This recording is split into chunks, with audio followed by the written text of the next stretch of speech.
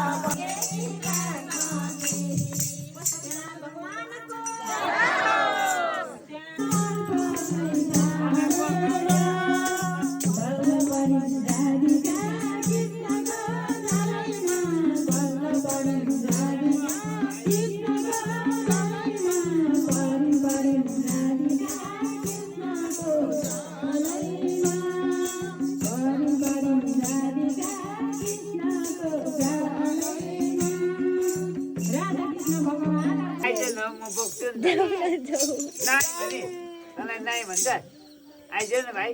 Hello तँलाई बोक्छु। Hello hello